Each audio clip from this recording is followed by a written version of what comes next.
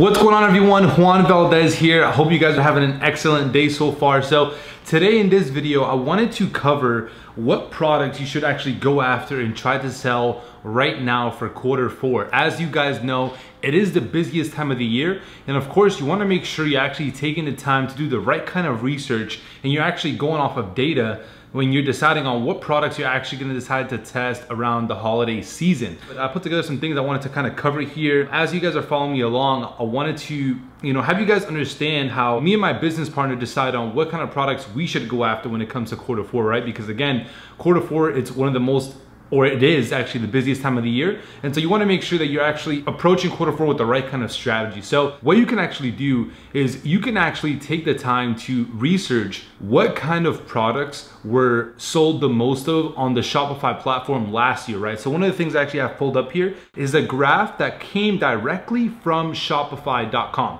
showing the different categories and the different products and how old, right? So if you look right here, it's showing top selling items around the world. It looks like apparel by far dominated in this space, right? So it looks like apparel, there was a total of 1.4 million total items of apparel purchased last year around, this is specifically for Q4, by the way, right around the holiday season, only for that season, right? Not even including the rest of the year. And so you can see right here that apparel absolutely crushed it last year. The next one in line is you have accessories, watches, bracelets, things like that. Almost 1 million items within the accessory space that were sold last year. You then have housewares, 500,000 items total sold around the holiday season. You then have shoes, makeup, electronics, food, and games. And so after seeing these numbers and these statistics, well, that can give you a much better idea of what kind of product you should even bother to research and potentially even try to sell, right? Because if you can go based on data rather than just trying to guess what products you should actually test, well, that's a much better bet. I personally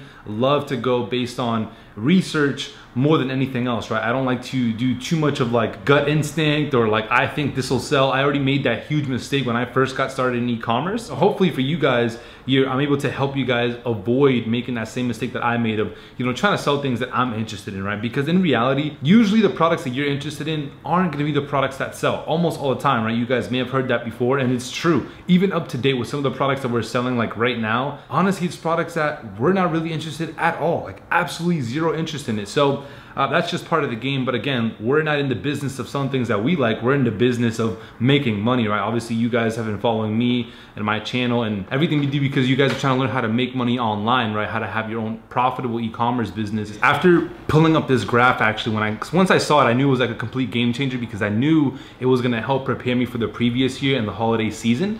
And so using this is like literally my guide coming into Q4 as to how I'm deciding on what products we're actually gonna go after. And so this is a huge resource right here. Go ahead and screenshot this and save it if you guys want. However best you think, you'll remember some of the products that we got the insight on based on last year's statistics. The next thing you want to do is take some time to actually go through these categories and research different products within them, right? Research different products in the accessory niche or in the space, different products in the houseware space, right? Like home goods, different products within shoes. Now shoes, I personally haven't seen too many people sell like, shoes, at least drop ship, just because I feel like with shoes, people are a little bit picky, but who knows, right? You can still go in there and research and see if there's anything that you can market to potential customers. Now, makeup is huge. I know that for a fact. There's a lot of people that crush it with makeup. Electronics is huge. There's so many different products in the electronic space. You then have food. Food you probably can't drop ship, so you probably don't want to go with food. But games, I know games is huge. I was doing some research and I've seen a couple different stores that are doing super well selling gaming products. Because gaming, one of the things that is huge around that time of the year is like for gifts and holidays, people wanted to get video games like PlayStation 4s, Xboxes, all these different gaming consoles, right? I know for me, one of the things I would look forward to the most when it came to the holiday season is to see like what I'm getting next, right? When I was just growing up, like what kind of games I can get, what kind of gaming consoles. Now I don't play as much. I used to play Fortnite a little bit, but honestly, Fortnite is pretty hard. After trying it out, like I honestly kind of gave up on it. It takes a lot of time to kind of learn and master like how to build and all that. But I know people that were crushing it, selling like I think gaming controls it was and gaming keyboards. And so it's a huge opportunity within that space as well. Now, the next thing you want to do is once you're researching these products, my business partner Samir and I have narrowed it down. We came and put together what's called, what we call personally, the Profitable Product Index, right? The triple P. And the way we actually came up with this profitable product index is the products that we've sold a ton of, right? That have done well in the past and that are currently doing well. What do they all have in common? And so we took some time to research and we narrowed it down to 3 things that all products that have done well at whatever point in time have in common, right? The first thing that we kind of consider when we're looking at different products to test is, does this product solve a problem? One of the things you guys always want to look for is products that literally solve a problem, because there will always be demand for products that solve a problem, right? For example, one of the perfect examples of one of the first products that did really, really well when it comes down to actually solving a problem is like the fidget spinners, right? One of the main problems that it was solving is for people that had ADHD and couldn't stay still and couldn't focus. Well, it was helping them able to actually pay attention and focus and take away the distractions that they had by literally having this little fidget spinner in their hand, right? So that's just one example of one problem-solving product. Another problem-solving product is like the charcoal toothpaste. Some of you guys may have seen that actually when it actually took off. That was like all over the internet. Like everybody was trying to sell that.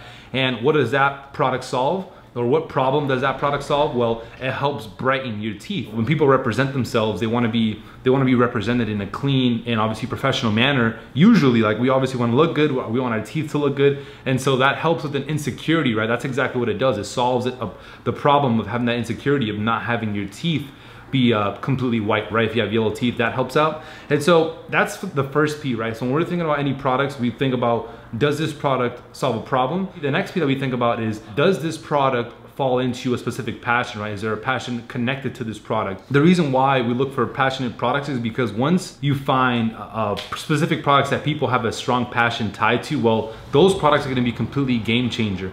For example, some of you guys, you may have seen when there was like these crazy looking wolf mugs that like completely blew up in the internet and were like all over. The reason why that wolf mug, even though you personally may not be interested in it, there are other people that actually are, right? There are people that are super passionate about wolves, right? Obviously, again, like you're not, but that doesn't mean that you can't sell this product that other people are so passionate about. And so that's a perfect example of a product that there's a strong passion connected to, and that's why it did super well. Now, there are many different products that crushed it based on passions. And, you know, for example, there's like a ton of different cat products that did really well. There was like these 3D cat socks actually, that there was a good amount of time where like a lot of people were trying to promote and sell this product. And the reason why it did well is because, again, people love cats. Like nobody would really love like a regular sock, but now if you have a cat design, like specific cat designs on a sock, well, now that's gonna make that sock be an actual product that people want. That's just the second P, just a quick example. Once you guys start to narrow down profitable product index, this is actually what my business partner Samir and I teach inside of our iOS method masterclass. We actually put together a free case study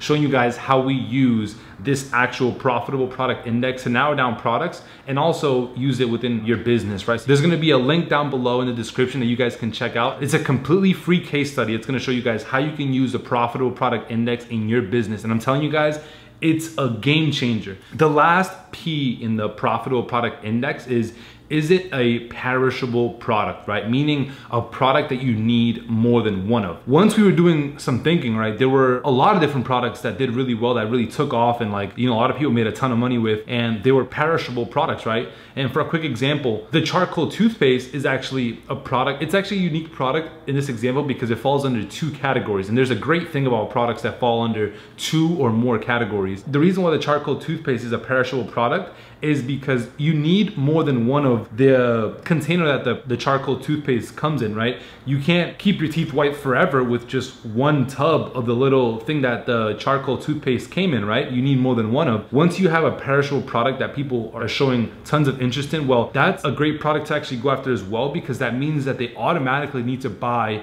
more than one of that product right off the jump. So right away, you're already increasing your average order value and you're already making more sales per customer than any other product. Not every single product is gonna be like this. Another example of a perishable product that did really well is these push-up bras, right? Some of you guys that are watching, you may have seen those around before and heard of other people selling those. Well, that product actually fell into 2 categories, right? It fell under the problem solving because I guess it helped women like bring their breasts together and have a better appeal, and it helped cover an insecurity. So obviously it solves a problem that they have for sure.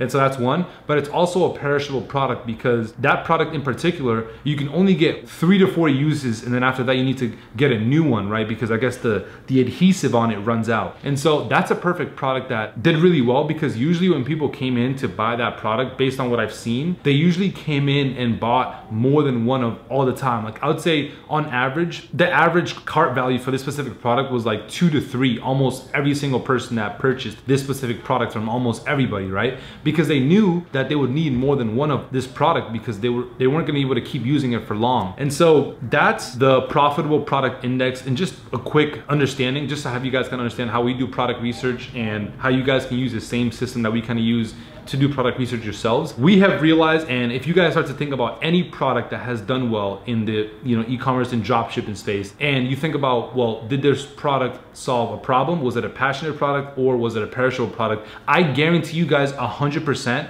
that any product that did well or is doing well right now is a product that falls under those categories, right? Now, the last example, I know you guys probably seen this